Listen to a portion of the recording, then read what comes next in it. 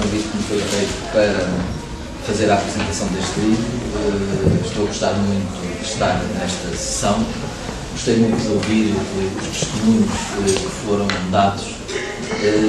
Fizeram-me lembrar um poema de um grande mestre de filosofia de Coimbra, prematuramente desaparecido, que é um pleonasmo. Eu acho que os desaparecimentos são todos prematuros, mas neste caso desapareceu bastante jovem ainda, o professor Vítor Matos Issá, e que num livro de poemas póstumo, que depois foi retomado na Poesia Completa, que entretanto foi publicada,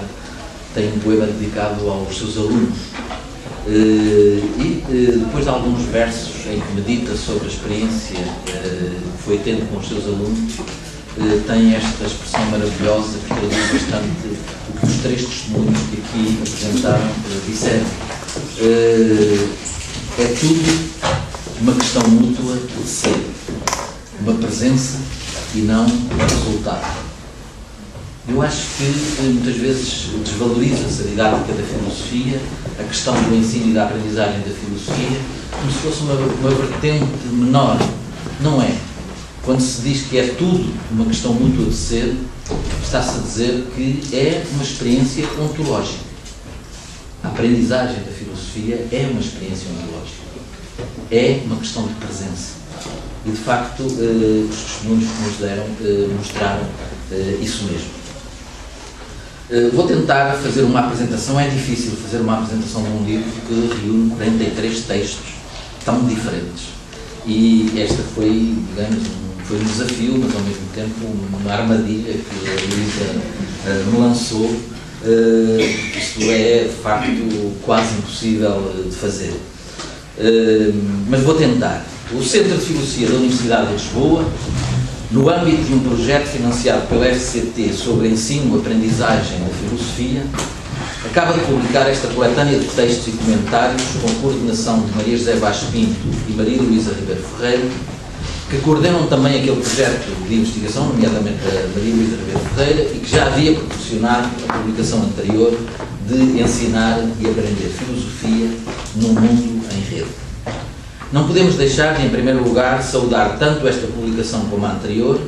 que vem enriquecer consideravelmente os materiais de estudo e reflexão no âmbito da problemática da natureza da filosofia e do seu ensino, a partir das posições explicitamente assumidas por alguns dos vultos da nossa tradição filosófica e das contextualizações e reflexões de numerosos professores e investigadores de filosofia que, ao mesmo tempo que são reconhecidos especialistas nos autores dos textos selecionados, para o caso do volume que agora estamos a apresentar, são também, a maior parte deles, mestres no ensino da filosofia. Mestres preocupados com as dinâmicas desse mesmo ensino e da sua aprendizagem e com as estratégias para fazer dele uma iniciação ao pensamento filosófico, entendendo a expressão pensamento filosófico tanto no seu significado objetivo, como o resultado de uma atividade reflexiva, crítica, questionante e filosofante, como na sua dimensão ativa e processual, como praxis em permanente exercício de interrogação do mundo, do homem, dos seus sentidos e das linguagens com que se traduzem esses mesmos sentidos. Saudando assim esta publicação e sublinhando a sua importância, devemos, em primeiro lugar, reconhecer que nos encontramos perante um salutar exercício de pluralismo filosófico. Esse pluralismo filosófico resulta, antes de mais, da inscrição histórica dos autores selecionados como referências e testemunhos sobre a educação, a filosofia, o filosofar e o respectivo ensino. 5 pensadores da antiguidade, 3 pensadores medievais, 2 pensadores renascentistas, 5 pensadores da Idade Moderna, 5 pensadores na transição para a época contemporânea e 22 pensadores que se podem considerar nossos contemporâneos. Fica deste modo demonstrado que a preocupação com a dimensão comunicativa da filosofia e do ato de filosofar e com a respectiva interiorização e aprendizagem, digamos assim, e não recorrendo apenas à expressão ensino da filosofia, que em função dos textos selecionados e dos comentários produzidos se revelaria demasiado restritiva, É uma preocupação que tem atravessado todos os tempos históricos, desde que a figura do filósofo emergiu na sua autonomia, no seu estatuto, no panorama do saber e dos saberes, da cultura e das culturas, da educação e dos seus sujeitos. Deixem-me também utilizar esta palavra, em vez da palavra agente, com uma conotação mais técnica e, de algum modo, instrumental. São, naturalmente, a maior número os filósofos contemporâneos mobilizados. Todavia, esse relevo dado aos que no século XX se debruçaram sobre esta questão tem a sua justificação, por um lado, no facto de a escolaridade da filosofia, sobretudo ao nível do ensino secundário, se ter alargado e implementado mais no século XX do que nos séculos anteriores. E, por outro lado, porque a autorreflexividade dos filósofos sobre a dimensão comunicativa do seu saber se intensificou consideravelmente nas últimas décadas, acompanhando uma igual intensificação do desenvolvimento das ciências da educação e das suas implicações pedagógicas no âmbito do ensino das diversas disciplinas. Isso não significa que alguns dos textos mais pertinentes para o assunto em questão não sejam justamente textos de autores modernos, como os textos acompanhados dos respectivos comentários de Spinoza e Kant, ou de autores do século XIX, como os textos também acompanhados dos pertinentes comentários de Hegel ou Feuerbach. Mas o pluralismo filosófico desta coletânea e antologia diz também respeito às tendências em que se integram tanto os filósofos selecionados como os comentadores que os apresentam e que com eles dialogam. Se ao nível da tradição histórica encontramos pensadores representantes do idealismo platónico, da filosofia cristã, em alguns casos marcadamente apologética, do racionalismo ou do idealismo alemão, encontramos também na contemporaneidade filósofos e comentadores que se inscrevem no âmbito do pensamento da crítica, da suspeita e da desconstrução, das tradições continentais, da tradição fenomenológica e da tradição analítica, e até de correntes mais ou menos inspiradas por epistemologias feministas. E como teremos a oportunidade de ver, em muitos casos, assistimos de uns textos para outros e de uns comentários para outros à emergência da controvérsia, mostrando que o próprio terreno da aprendizagem da filosofia é um campo fértil para o diálogo, para a argumentação e contra-argumentação, que o leitor pode ir fazendo à medida que avança nos textos e no aprofundamento das reflexões que eles proporcionam. Um outro índice da pluralidade que marca esta coletânea tem a ver com a origem dos pensadores selecionados. Gregos, latinos, italianos, franceses, alemães, ingleses, irlandeses, norte-americanos, espanhóis e ainda 5 portugueses, além de um luso-uruguaio, para mostrar que em terras lusas a questão da filosofia e da sua aprendizagem não andou arredada das preocupações de quem pensou ou escreveu na língua de Camões. E para mostrar que a problemática da natureza da filosofia e do seu ensino não se escreveu apenas no masculino, há que registar o cuidado colocado em apresentar também o testemunho de algumas pensadoras que a este tema dedicaram a sua atenção, ou não fosse uma das organizadoras desta coletânea, uma das investigadoras que entre nós mais se tem preocupado com a questão do género na filosofia e, sobretudo, na sua prática. A pluralidade caracteriza ainda, finalmente, a forma como cada comentador interpretou a sua tarefa. O formato geral proposto é, a todos os títulos, muito interessante e merece ser destacado. Uma apresentação do texto do respectivo autor, uma contextualização do texto selecionado e um comentário. Deu, além disso, lugar a desenvolvimentos diferentes. Em muitos casos, houve mesmo uma contextualização na vida e obra do autor do texto escolhido, seguido de um comentário muito próximo das principais ideias do texto. Noutros casos, sobretudo naqueles em que o texto não era tão explícito sobre as respectivas consequências para a problemática do ensino da filosofia, o trabalho do comentador foi tirar as respectivas ilações, por exemplo, de um determinado conceito de filosofia ou de uma determinada noção de educação, e mostrar as suas repercussões na concepção da aprendizagem da filosofia. Noutros casos ainda, o texto foi um pretexto para que o comentador pudesse refletir sobre as condições atuais do ensino e da sua aprendizagem da filosofia na atualidade. Registro, no entanto, que em 3 casos este formato geral não foi inteiramente respeitado na distinção entre a apresentação de um texto selecionado na sua integralidade e o subsequente comentário, optando o comentador por desenvolver o tema no autor selecionado através de reflexões e interpretações pessoais cruzadas com citações de textos. talvez porque os textos foram escritos inicialmente com outro objetivo, não propriamente o da introdução nesta coletânea. Neste caso, não é a quebra da uniformidade que chama mais a minha atenção, seria também um formato possível, mas a sua própria articulação com as metodologias do ensino e da aprendizagem da filosofia. Apresentar o texto integral em primeiro lugar e fazer depois um comentário é dar liberdade ao leitor para estabelecer ele um diálogo com o próprio texto,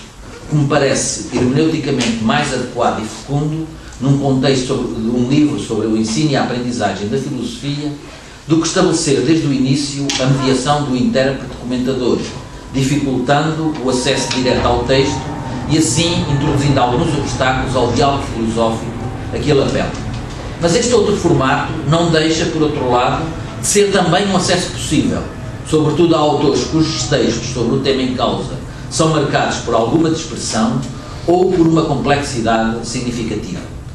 É, portanto, plural, sob diversos pontos de vista, o trabalho da reunião de textos de filósofos e de comentários a esses textos que esta obra representa, o que já por si indicia que no coração do filosofar e da sua aprendizagem se inscreve a diferença a diversos níveis e que sem o respeito por essa diferença não há um respeito pela própria filosofia e pelo próprio filosofar.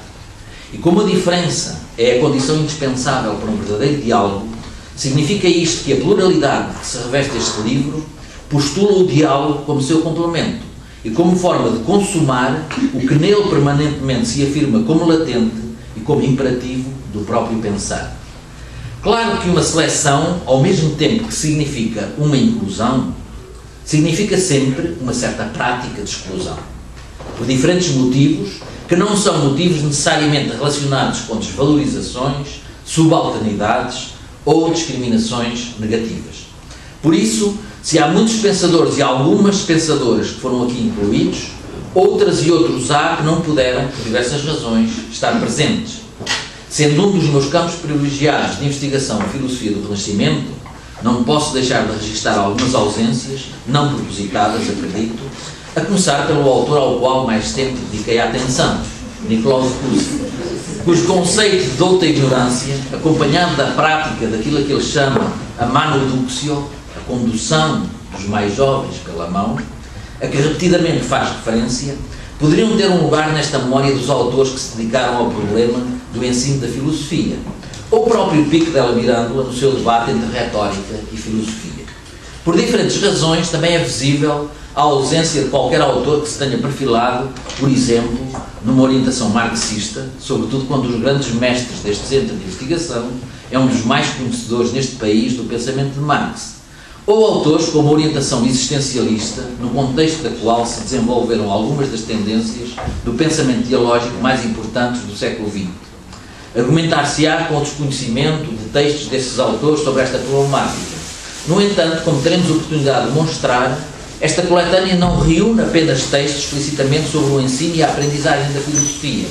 sendo muitos dos textos selecionados, quer dos autores da tradição histórica ou filosófica, quer dos autores mais contemporâneos, e tanto de autores estrangeiros como de autores especificamente portugueses, não propriamente textos sobre o ensino da filosofia, mas textos sobre a natureza da filosofia, daí retirando os comentadores pretexto para falarem acerca do ensino da filosofia. Obviamente que esta nota não é uma nota que signifique imediatamente uma crítica. As próprias coordenadoras do volume dizem no início que o volume não pretende de maneira nenhuma ser exaustivo, resulta de diversas circunstâncias dos contactos que tinham estabelecidos e, portanto, é mais que natural e nunca poderá ser, um volume destes nunca poderá ser absolutamente exaustivo. E, portanto, apenas fiz esta observação para dar conta de como muitas vezes estas coletâneas, obviamente e pela sua própria natureza, têm algum caráter limitado. Uma nota ainda neste contexto e a propósito da pluralidade, para sublinhar uma clara orientação na organização da coletânea pela tradição do que podemos chamar o pensamento ocidental. Há naturalmente quem entenda que a filosofia começou por falar grego, e é uma prática reflexiva e discursiva, marcadamente europeia nas suas origens e ocidental no seu desenvolvimento.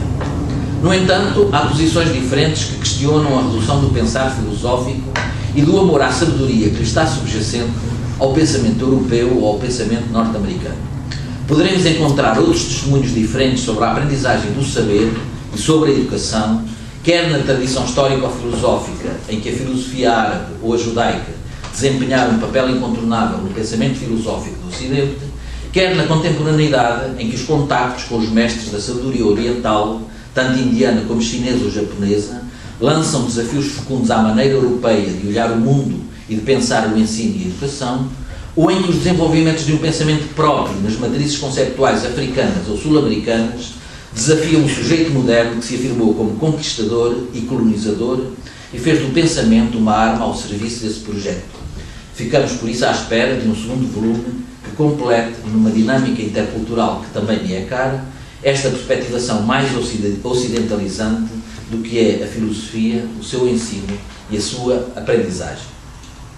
Feita esta introdução, debrucemos agora mais diretamente sobre o volume. Aparece este livro com o título Ensinar Filosofia, ponto de interrogação, o que dizem os filósofos.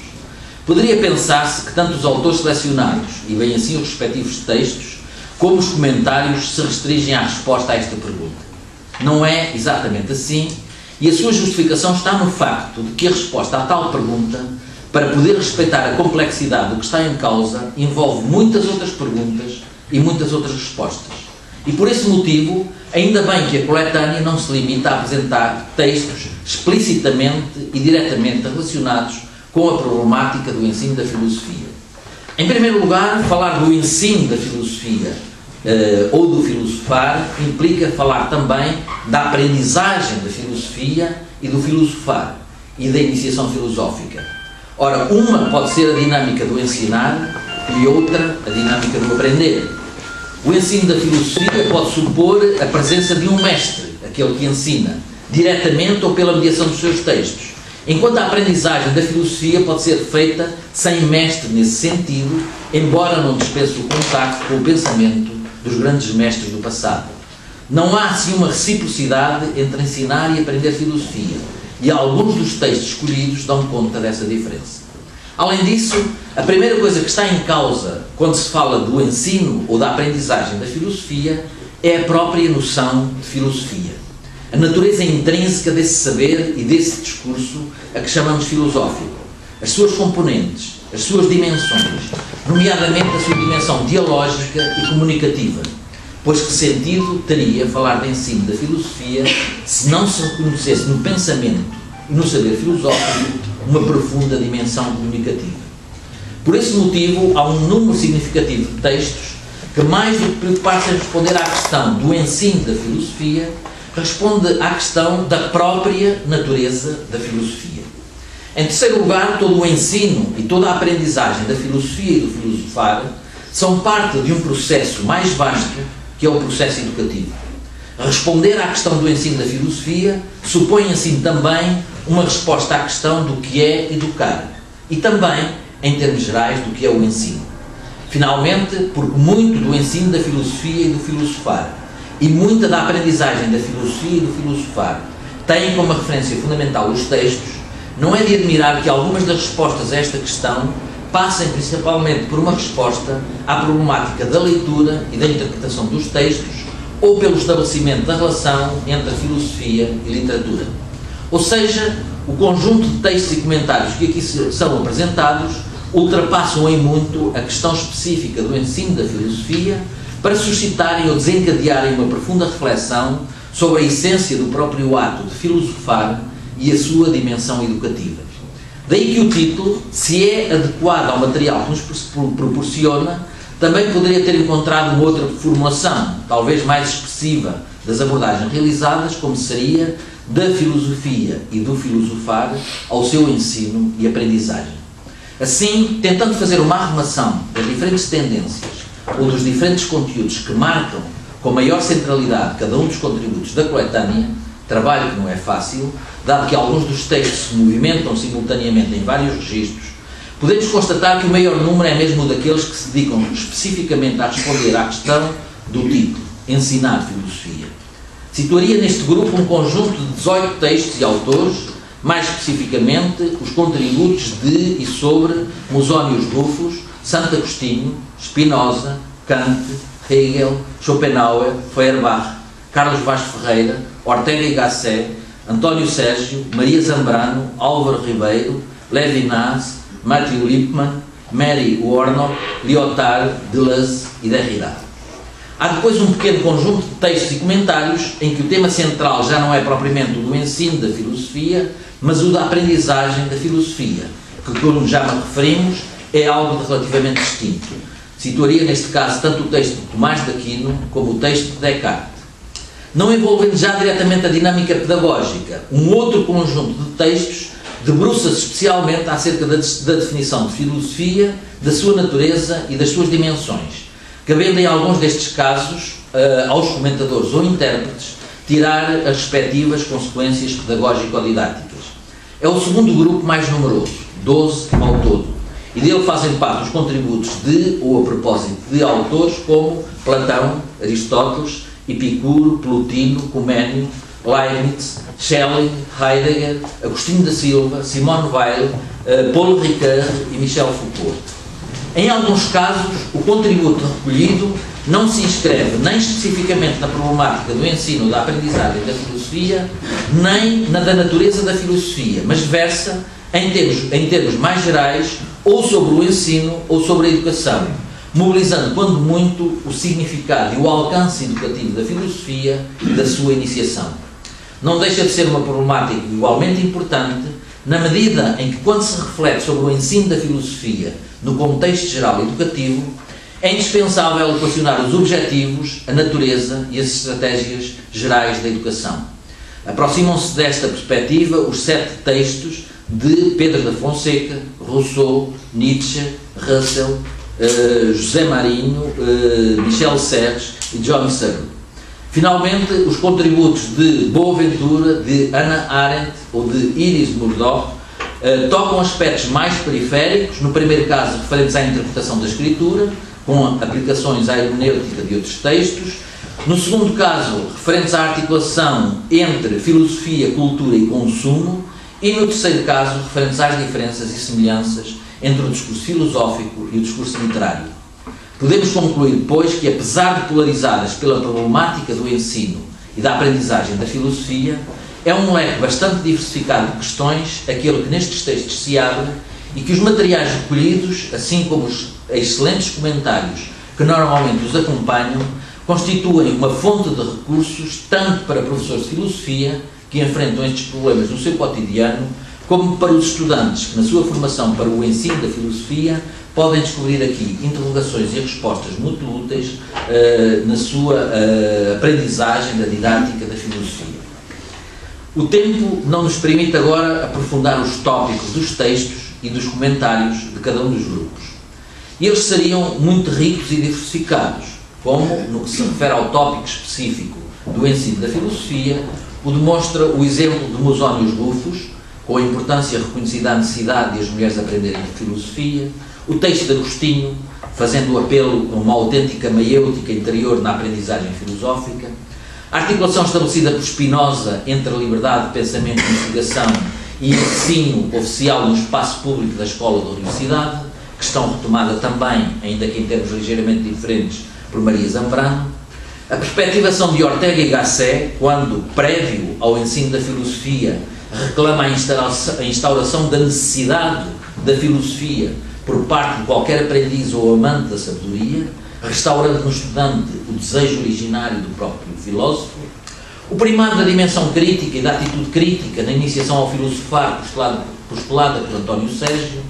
o desafio constituído pelo ensino da filosofia às crianças, formulado, gizado e aprofundado por Matthew Lipman, que postula a educação para o pensamento como uma componente incontornável e insubstituível de toda e qualquer educação, entendida como um processo de desenvolvimento de competências cognitivas, sociais e afetivas,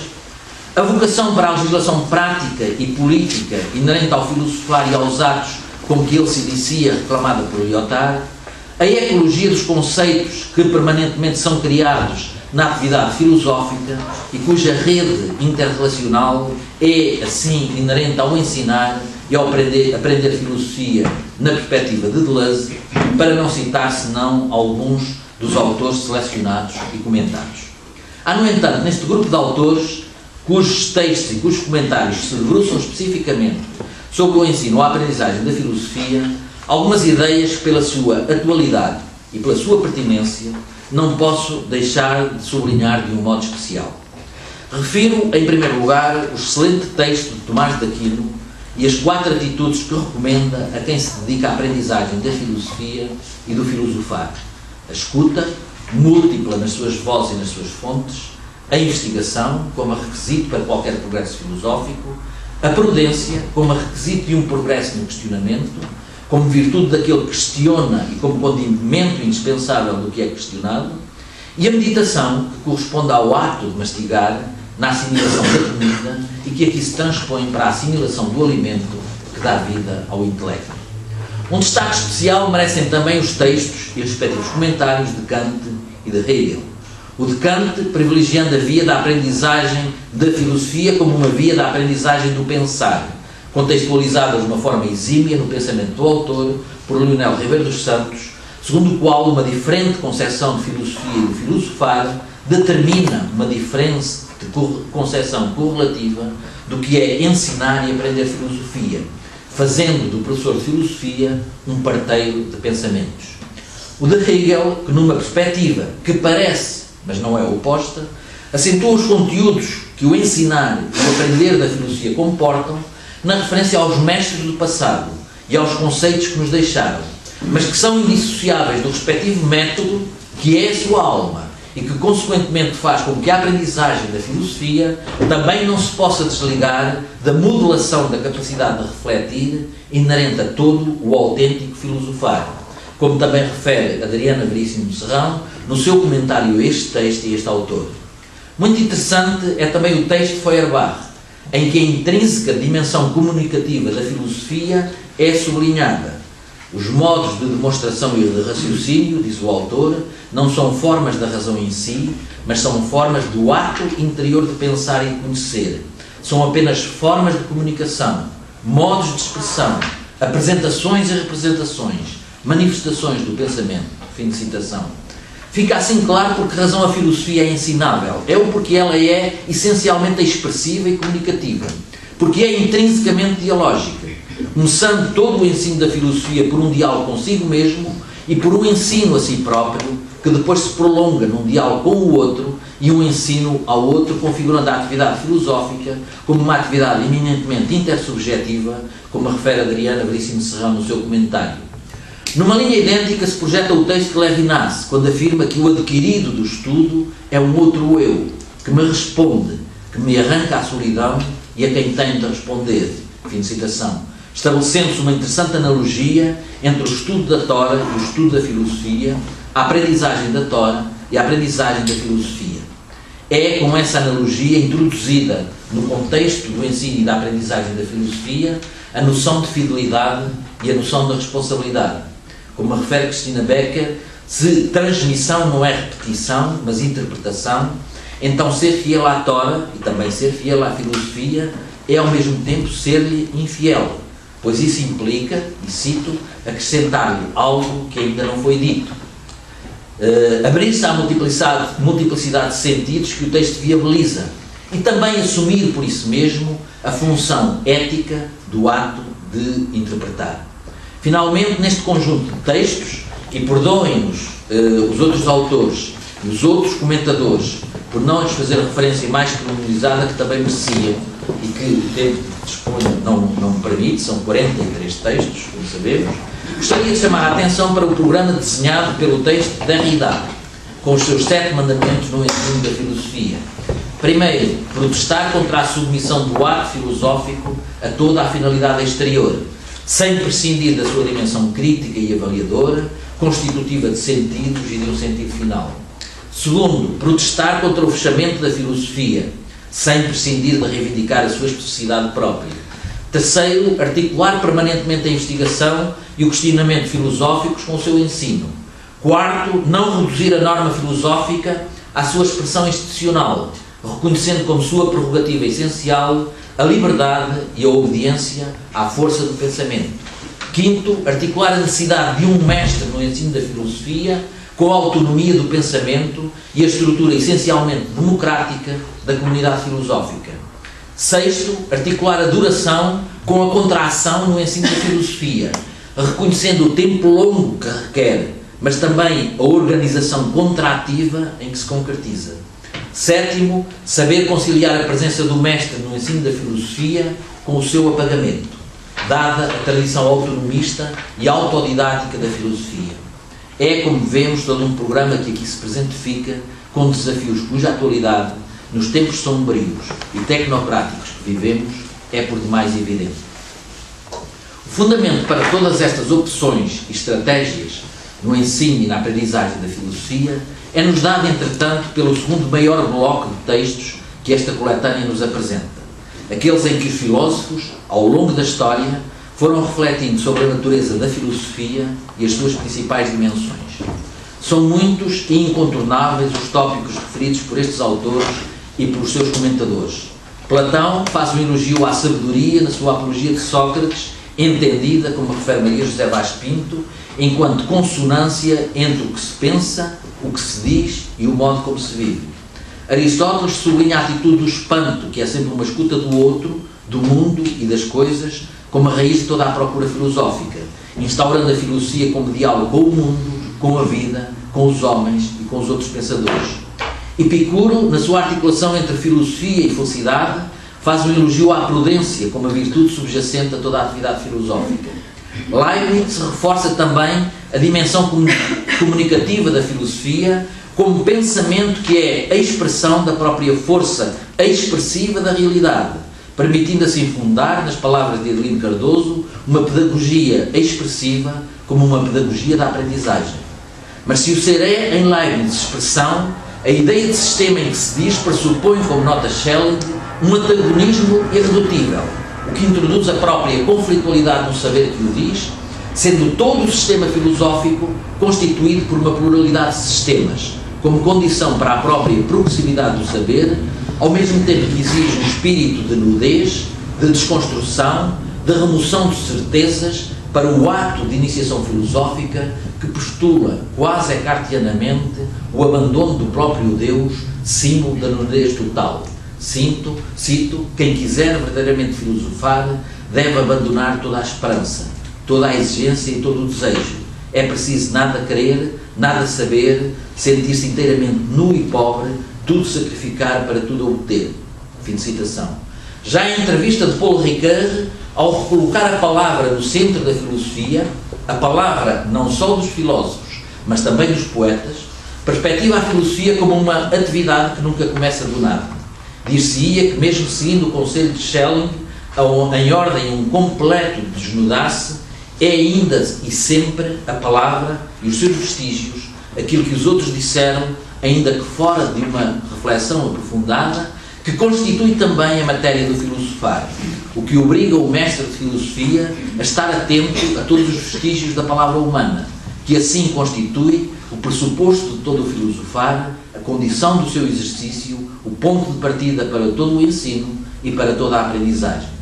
Se a este testemunho de Ricoeur acrescentarmos o testemunho de Foucault, que estabelece o ensaio como a vocação da discursividade filosófica, entendido na sua dinâmica autorreflexiva com uma dimensão praxística, enquanto ascese ou exercício de si do pensamento, ou como refere José Aredes no seu comentário, entendendo a reflexão como uma ética do cuidado de si como prática da liberdade, redefinindo a filosofia a partir da sua dimensão onto-eto-poética, encontramos um necessário e indispensável complemento que permite articular a filosofia como exercício da existência e, por isso mesmo, a iniciação filosófica como a iniciação à existência plena, na linha já aberta pelo Sócrates de Platão. O conjunto de textos que, mais do que perspectivar o ensino da filosofia, perspectivam a natureza do próprio ensino e da própria educação, são um complemento necessário desta estratégia que visa promover uma reflexão sobre o ensino e a aprendizagem da filosofia e do filosofar, tomando como base as reflexões dos próprios filósofos. É, por exemplo, o caso de Rousseau, que dá ao discípulo a dignidade de alguém que tem o direito a aprender em liberdade e a ter prazer na educação, e quantas críticas não poderiam ser feitas deste ponto de vista ao ensino da filosofia como uma obrigação árdua e pesada e não como um exercício da alegria. E é também o caso de Nietzsche, que faz da educação uma pedagogia da libertação e do filósofo um educador para a liberdade, agindo contra o tempo e sobre o tempo em benefício de um tempo por vir. A estas dimensões juntará Bertrand Russell, por um lado, o tópico da democracia, ou seja, da universalidade, e, por outro, a dimensão do amor, ao afirmar que o conhecimento exercido pelo amor é aquilo que o educador necessita e o que o aluno deve adquirir.